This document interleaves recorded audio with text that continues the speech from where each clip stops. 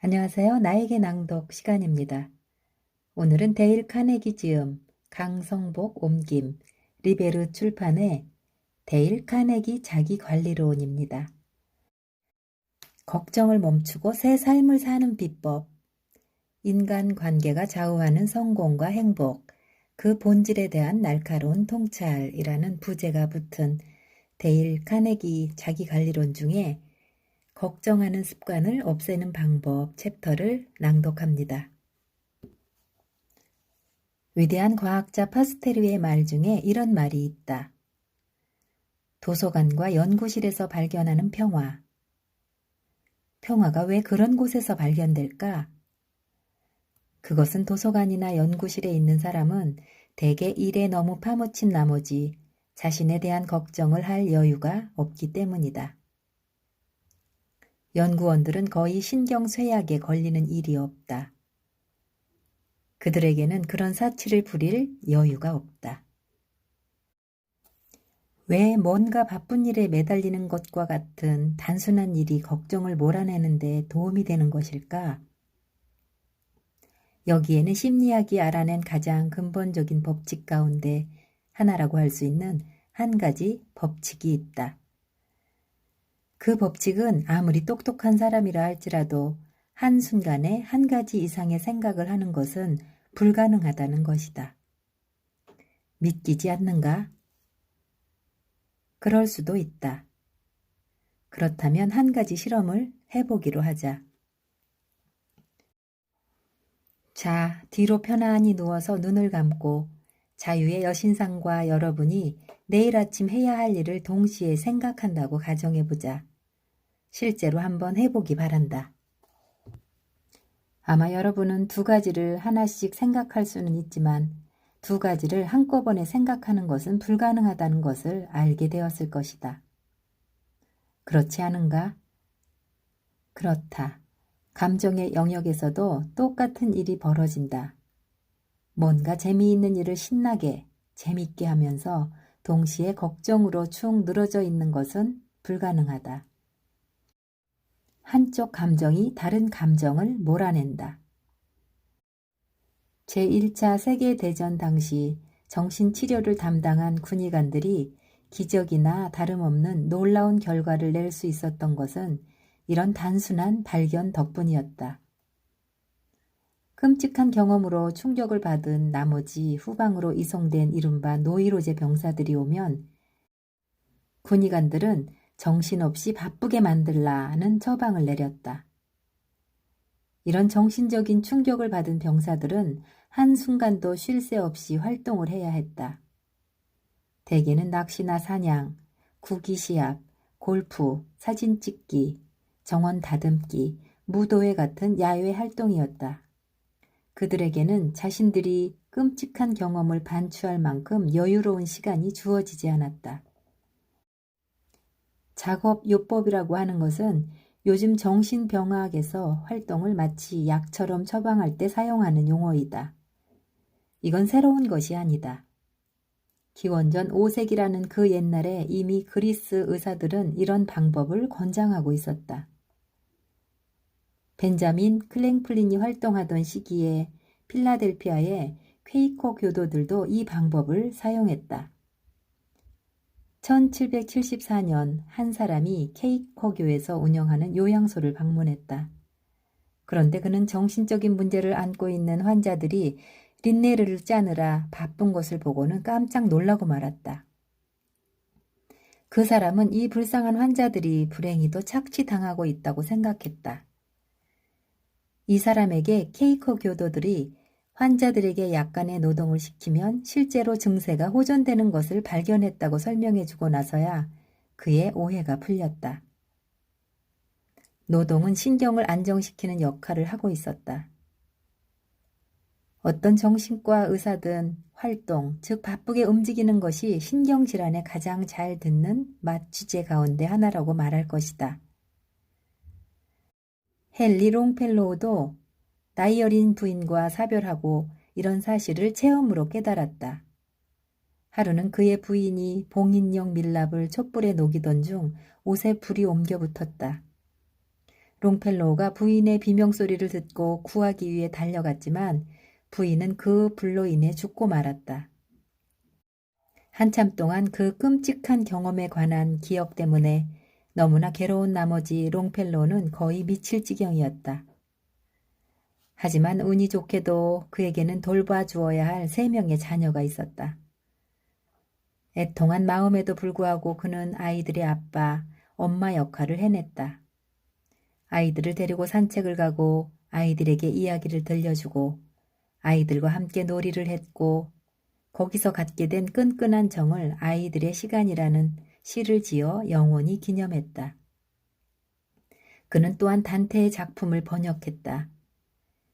이 모든 역할을 감당하느라 너무 바쁜 나머지 그는 자신을 완전히 잊어버리고 마음의 평화를 갖게 되었다. 테니슨이 자신과 가장 가까운 친구 아서 헬리엄을 잃고 나서 말했듯이 절망의 늪에 빠지지 않으려면 행동에 몰두해야만 한다. 대부분의 사람들에게 열심히 일하고 있을 때나 그날 해야 할 일을 하고 있을 때에는 행동하는 데 몰두하는 것이 그다지 어려운 일이 아니다. 그러나 일과 이후의 시간, 바로 이 시간이 위험한 시간이다. 이제 여가를 즐겨도 될 만한 시간, 그리고 가장 행복해야 할 바로 그 시간에 걱정이라는 음울한 악마는 우리를 공격한다. 우리가 제대로 하고 있는 건지, 다람쥐 쳇바퀴 돌듯 살고 있는 건 아닌지, 오늘 상사가 한 말에 어떤 의도가 담겨 있는 것은 아닌지, 심지어는 대머리가 되어가는 건 아닌지 고민하게 되는 게 바로 이 시간이다. 바쁜 일이 없을 때 우리의 정신은 진공에 가까운 상태가 되는 경향이 있다. 물리학을 배운 학생이라면 누구나 자연은 진공을 싫어한다라는 말을 알고 있다. 여러분이나 내가 볼 수 있는 것으로 진공에 가장 가까운 것은 백열전구의 내부 정도일 것이다. 전구를 부숴봐라. 그러면 자연은 이론적으로 비어있는 공간을 채우기 위해 공기를 밀어넣을 것이다.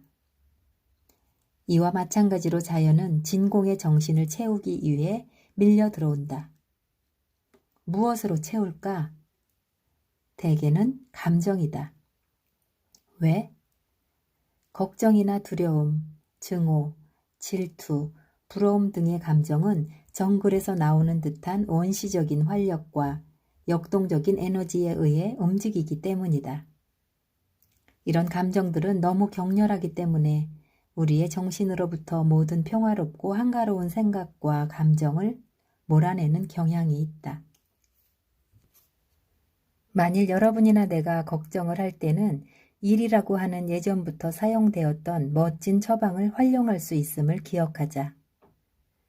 이런 주장을 한 사람은 하버드 대학교 임상의학 교수를 역임한 최고의 권위자인 리처드 캐버트 박사이다. 캐버트 박사는 자신의 저서 사람은 무엇으로 사는가에서 이렇게 말한다. 나는 의혹이나 머뭇거림, 우유부단, 두려움 등을 떨치지 못하는 데서 유발되는 영혼의 중풍을 겪고 있는 사람들이 이를 통해서 낫는 경우를 많이 보았다. 의사로서 이런 일을 보는 건 기쁨이었다. 이를 통해 얻게 되는 용기는 에머슨이 그토록 칭송에 맞지 않던 자기 신뢰와 같다고 할 수 있다. 목적이 없는 하루하루는 무의미한 나날이 되고 말았을 것이다. 목적이 없는 날들이 언제나 그렇듯이 말이다. 만일 여러분과 내가 바쁘게 움직이지 않는다면, 만일 우리가 자리에 앉아서 빈둥거리며 상념에 빠진다면 우리는 아마 찰스 다윈이 위기 기보라고 말하던 것을 수도 없이 만들어낼 것이다. 이 위기 기보들은 옛날 얘기에 나오는 그렘린, 그러니까 우리를 허망하게 만들고 우리의 행동력과 우리의 의지력을 파괴하는 작은 악마의 다름 아니다. 비참해지는 비결은 자신이 행복한지 아닌지 고민할 여유를 가지는 것이다. 그러니 절대 행복한가 아닌가 확인하려고 애쓰지 말라. 팔 걷어붙이고 부지런히 움직여라. 피가 온몸에 박동치고 머리가 핑핑 돌아가기 시작할 것이다. 그러면 머지않아 여러분의 육체에 치솟는 긍정적인 활력이 여러분 마음속에 있는 걱정을 몰아낼 것이다. 바쁘게 움직여라. 계속 바쁜 상태를 유지하라. 이것은 세상에서 가장 저렴한 처방이지만 동시에 가장 뛰어난 처방이기도 하다. 걱정하는 습관을 없애기 위한 규칙. 바쁘게 움직여라. 걱정하는 사람이 절망의 늪에 빠지지 않으려면 행동에 몰두해야만 한다. 디즈레일리의 말 중에 이런 게 있다. 인생은 사소한 일에 신경 쓰기에는 너무 짧다. 앙드레 모루아는 이 말과 관련해 디스워크라는 잡지에서 이렇게 말했다. 이 말이 수많은 고통스러운 경험을 극복하는 데 큰 도움이 되었습니다. 종종 우리는 무시하고 잊어버릴 정도로 사소한 일에 화를 내게 되는 경우가 있습니다. 우리가 이 세상에 살아있을 시간은 몇십 년 남지 않았습니다. 그런데도 우리는 1년 안에 우리도 잊고 다른 사람들도 잊어버릴 불만을 곱씹으면서 돌이킬 수 없는 시간을 너무나 많이 낭비합니다. 그래서는 안 됩니다. 우리는 우리의 삶을 가치 있는 행동과 감정, 원대한 사고, 진실한 애정과 지속적인 과업에 바쳐야 합니다. 인생은 사소한 일에 신경 쓰기에는 너무 짧기 때문입니다. 다음은 숲의 거인이 이기고 진 싸움에 관한 이야기이다. 콜로라도의 롱스피크 경사면에는 거대한 나무의 잔해가 놓여 있다. 식물학자들이 말하는 바에 의하면 그 나무는 거의 400년 동안 서 있었다고 한다. 그 나무는 콜럼버스가 산살바도르에 상륙했을 때는 어린 나무에 불과했고 영국 청교도들이 미국으로 건너와 플리머스에 정착했을 때는 반 정도 자라 있었다. 긴 생애를 보내는 사이 그 나무가 벼락을 맞은 것만 해도 14번이나 되고 400년 동안 핥히고 지나간 산사태와 폭풍우는 이루 셀 수 없을 정도이다. 그 나무는 그 모든 것을 견뎌냈다. 하지만 어느 날 딱정벌레 무리가 나무를 공격하자 나무는 쓰러지고 말았다. 그 곤충들은 껍질을 타고 올라가며 먹어치웠고 이런 약하지만 끊이지 않는 공격이 나무의 내적인 견고함을 차츰차츰 파괴했다. 세월이 시들하게 하지도 못하고 벼락이 태우지도 못하고 폭풍우도 꺾지 못한 숲의 거인이 어떤 사람이든 손가락으로 간단히 죽일 수 있을 정도로 아주 작은 딱정벌레에 의해 마침내 쓰러졌다. 우리 모두가 저 숲에서 전투를 벌이는 거인 것 같지 않은가? 우리들은 인간에게 닥쳐오는 보기 드물 정도로 심한 폭풍우나 눈사태 혹은 번개와 같은 재해를 잘 견뎌내고도 조그만 딱정벌레, 손가락으로도 간단히 죽일 수 있을 정도로 아주 조그만 걱정이라는 딱정벌레에 우리의 마음을 잠식당하고 있지 않은가? 걱정하는 습관이 여러분을 삼켜버리기 전에 걱정하는 습관을 버리고 싶다면 우리가 무시하고 잊어버려야 할 만한 사소한 일이 우리 속을 뒤집어 놓도록 놔두지 말라. 이 말을 기억하라. 인생은 사소한 일에 신경 쓰기에는 너무나 짧다.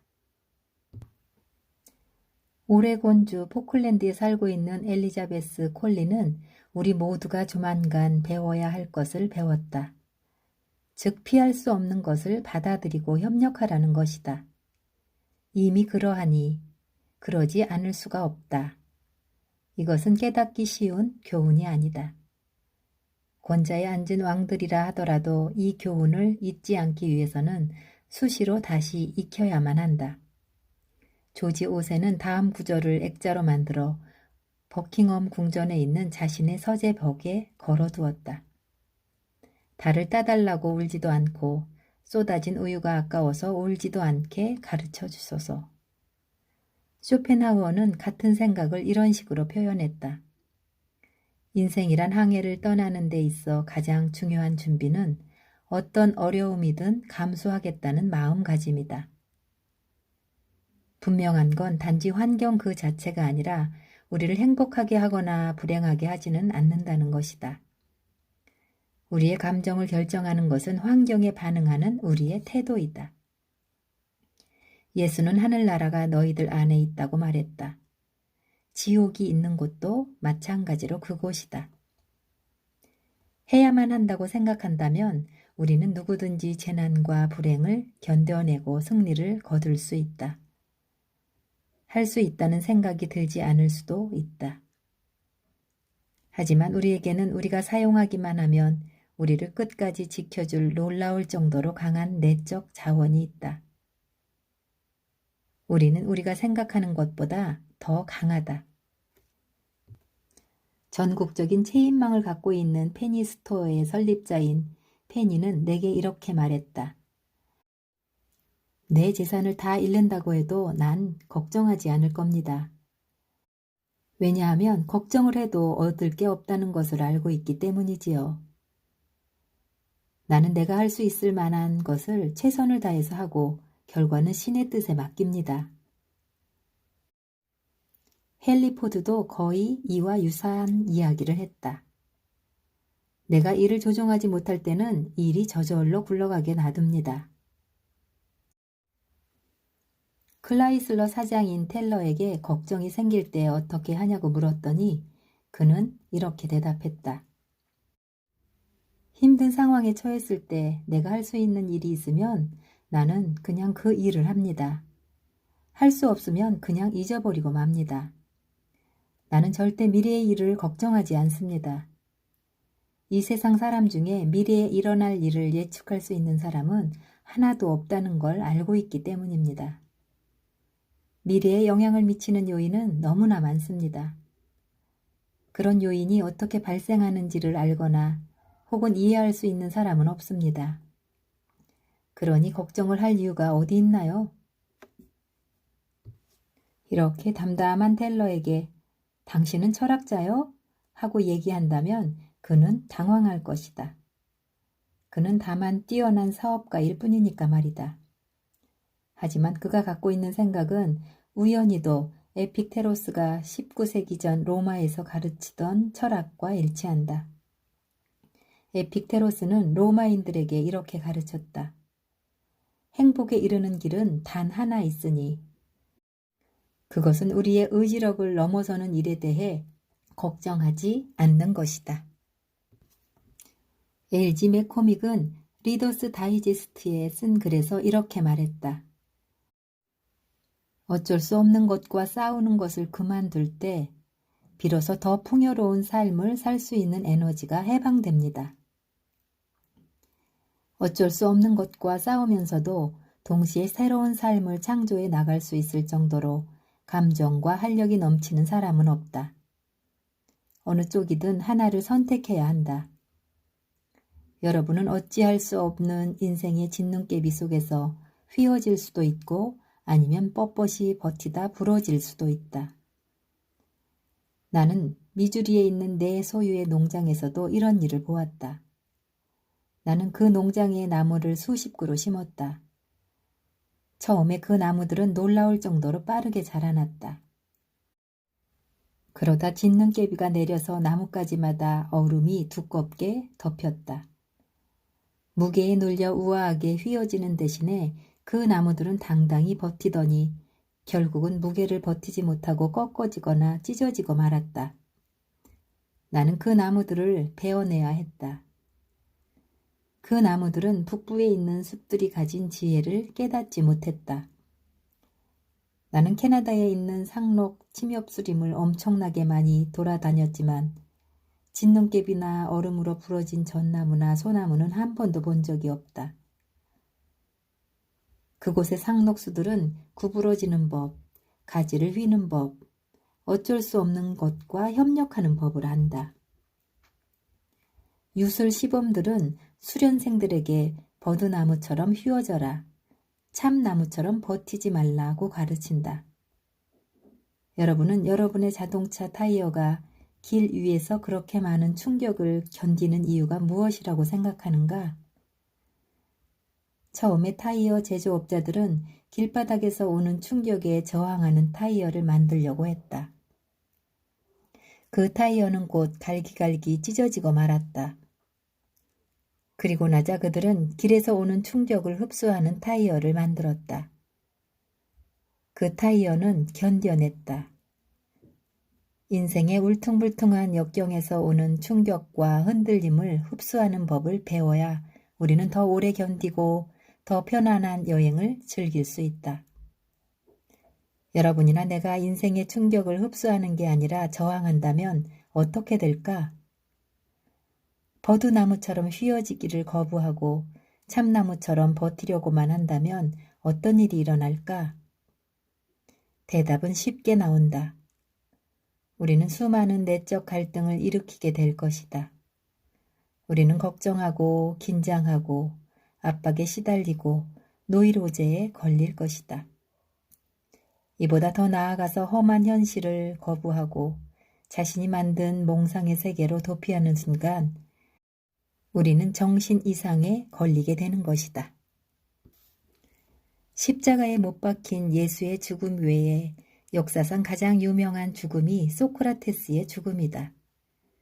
지금부터 만년이 지난 후에도 사람들은 여전히 그가 죽는 장면에 대한 플라톤의 빛나는 묘사를 읽고 또 아낄 것이다. 이는 모든 문학을 통틀어 가장 감동적이고 아름다운 구절에 해당할 것이다. 나이든 맨발의 소크라테스를 부러워하고 질투하던 아테네의 몇몇 사람들이 그를 무고함으로써 그는 재판을 받고 사형을 선고받는다. 친절한 간수는 소크라테스에게 독이 든 사발을 건네며 마시라고 하면서 이렇게 말했다. 어쩔 수 없는 일이라면 담담히 견디도록 하게나. 소크라테스는 그렇게 했다. 그가 죽음을 맞이하던 때의 침착함과 체념은 거의 신성에 근접할 정도였다. 어쩔 수 없는 일이라면 담담히 견디도록 하자. 이 말이 나온 건 기원전 399년 전의 일이다. 하지만 아직까지도 걱정을 하고 있는 이 세상은 예전 그 어느 때보다 더 그 말을 필요로 하고 있다. 어쩔 수 없는 일이라면 담담히 견디도록 하자. 지난 8년 동안 나는 걱정을 없애는 법을 조금이라도 다루는 책이나 글은 실제로 하나도 빠짐없이 읽었다. 이런 독서의 결과 내가 발견한 걱정에 관한 충고 중에 최고의 충고가 어떤 것인지 알고 싶은가? 알고 싶다면 여기에 27개의 단어로 요약해서 제시해 주겠다. 여러분이나 내가 세수를 할 때마다 쳐다보면서 우리 마음속의 걱정도 씻어내릴 수 있도록 이 단어들은 세면대 앞 거울에 붙여놓아야 한다. 이 빛나는 기도문을 쓴 사람은 라인홀트 니브르 박사로서 뉴욕 브로드웨이 120번가에 있는 유니언 신학교의 응용신학 교수이다. 주여, 제게 허락하여 주소서. 바꾸지 못할 것을 받아들이는 평정과 바꿀 수 있는 것을 바꾸는 용기, 그리고 이 둘을 분별할 수 있는 지혜를 허락하여 주소서. 걱정이 여러분을 쓰러뜨리기도 전에 걱정하는 습관을 버리고 싶다면 어쩔 수 없는 것과 협력하라. 또한 걱정이 여러분을 쓰러뜨리기 전에 걱정하는 습관을 없애고 싶다면 인생을 살면서 이미 저지른 잘못으로 인해 더 큰 잘못을 저지르고 싶은 생각이 들 때면 다음에 3가지 질문을 스스로에게 물어보라. 첫 번째, 내가 지금 걱정하고 있는 일은 실제로 얼마나 내게 중요한가? 둘째, 어느 정도에서 나는 이 걱정을 손절매하고 잊어버릴 것인가? 세 번째, 이 피리에 정확히 대가를 얼마나 지불할 것인가? 이미 너무 많이 지불한 것은 아닌가? 걱정이 여러분을 쓰러뜨리기 전에 걱정하는 습관을 없애는 방법을 알려드립니다. 규칙 1. 바쁘게 움직여라. 그러면 마음속에서 걱정을 몰아낼 수 있다. 생각의 병을 고치는 가장 좋은 방법은 활동을 많이 하는 것이다. 규칙 2. 사소한 일에 과잉 반응하지 말라. 손톱만한 가치도 없는 하찮은 일로 스스로의 행복을 망치지 말라. 규칙 3. 평균의 법칙을 사용해서 쓸데없는 걱정을 물리쳐라. 스스로에게 이렇게 물어보라. 평균의 법칙으로 보았을 때 내가 걱정하고 있는 일이 실제로 일어날 가능성은 얼마나 되는가? 규칙 4. 피할 수 없는 것과 협력하라. 여러분이 변화시키거나 개선할 수 없는 상황이라는 판단이 서면 스스로에게 이렇게 이야기하라. 이게 현실이다. 현실은 달라지지 않는다. 규칙 5. 걱정의 손절매 주문을 내라. 한 가지 일에 어느 정도 걱정을 해야 하는지 결정하고 그 이상은 걱정하지 말라. 규칙 6. 과거가 죽은 자를 묻게 하라. 톱으로 톱밥을 다시 켜려 하지 말라. 네, 이상으로 데일 카네기 자기관리론의 걱정하는 습관을 없애는 방법 일부 챕터를 낭독해 보았습니다. 감사합니다.